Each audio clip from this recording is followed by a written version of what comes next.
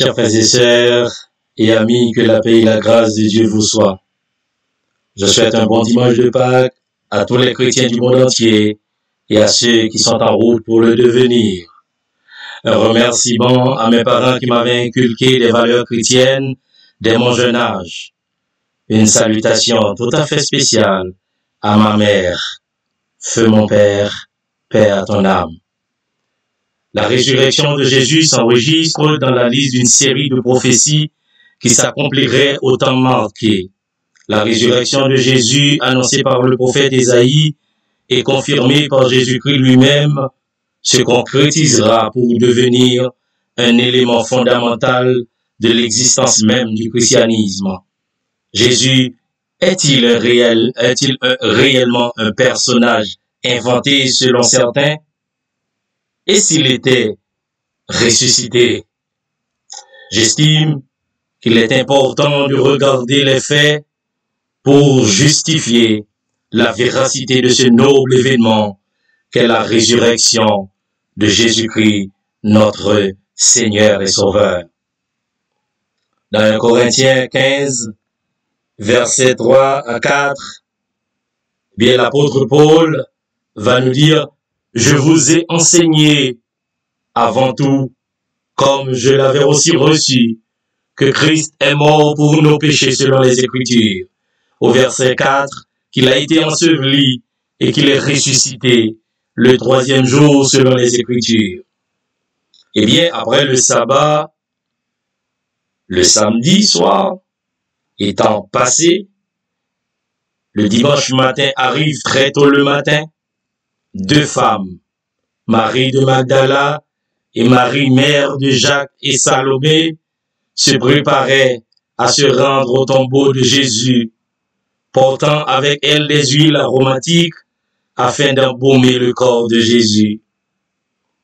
En discutant sur la route, elles se demandent: mais comment allons-nous faire pour rouler la grosse pierre qui ferme la porte du tombeau?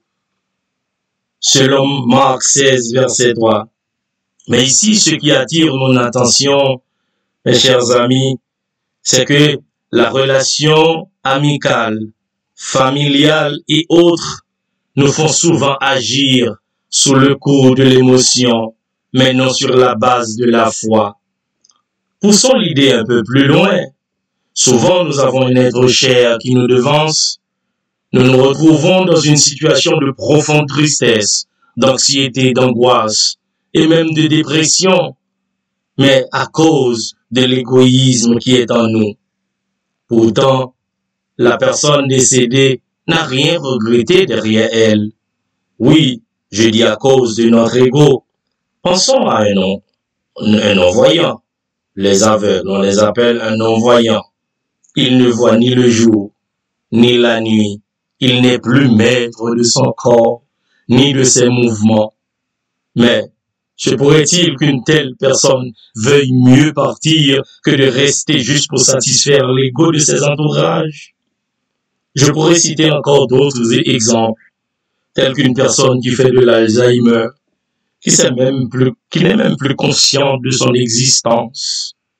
Donc la plupart du temps, nous pleurons amèrement, mais la personne, on va dire même qu'il vient de laisser une souffrance amère.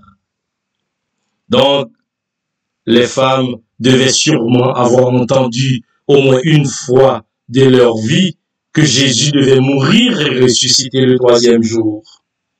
Rappelons qu'avant de ressusciter Lazare, Jésus disait aux sœurs de Lazare qu'il était lui-même la résurrection. Toutefois, les deux maris étaient animés d'une bonne intention, celle de continuer à assister Jésus après sa mort. La fidélité de ces femmes envers Jésus était telle qu'elles n'avaient pas peur d'entrer dans le caveau, dans le tombeau. Comme vous le savez, elles vont être frappées de stupeur lorsqu'elles voient un jeune homme vêtu de robe blanche, selon Marc 16, verset 5. Le jeune homme va leur dire au verset 6, « N'ayez pas peur. Vous cherchez Jésus de Nazareth, celui qui a été crucifié, il est ressuscité, il n'est plus ici.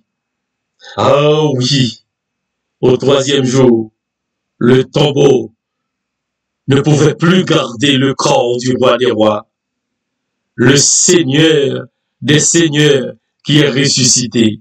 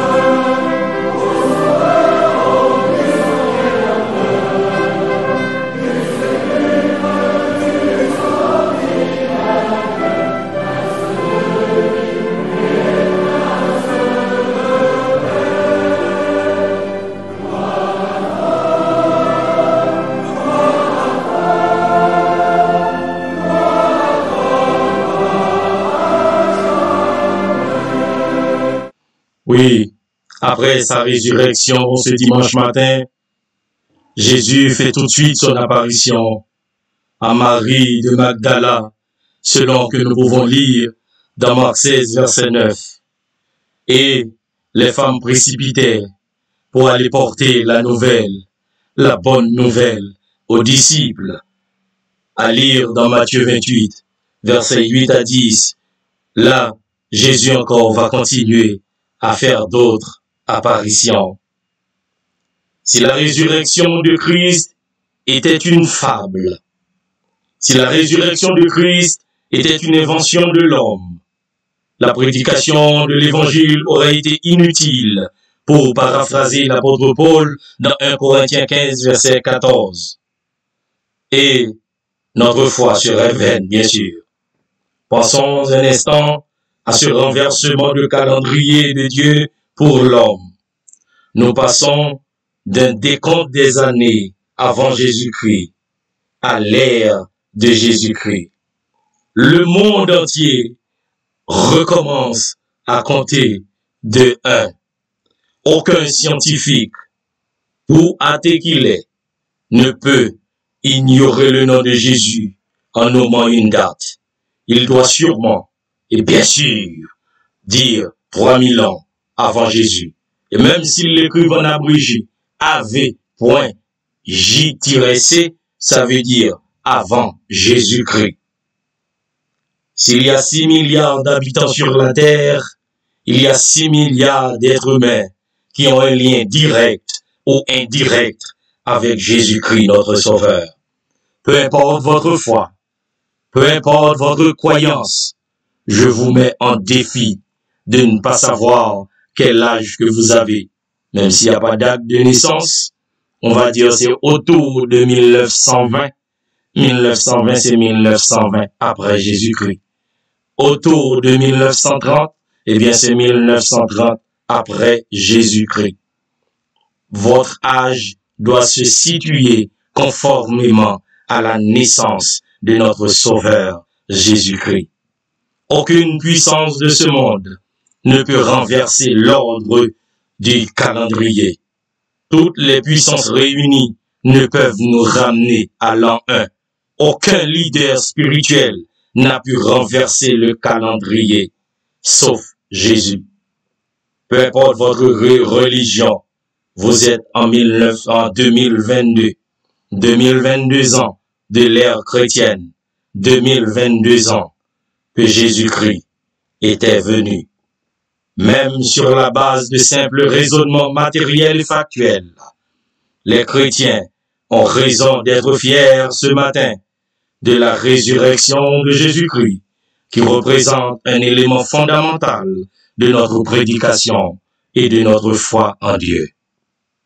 Vous qui ne connaissez pas Dieu, ou vous n'allez plus à l'église, je vous invite à nous rejoindre dans la foi, en acceptant Christ comme votre sauveur, car son sang a été également versé pour votre salut.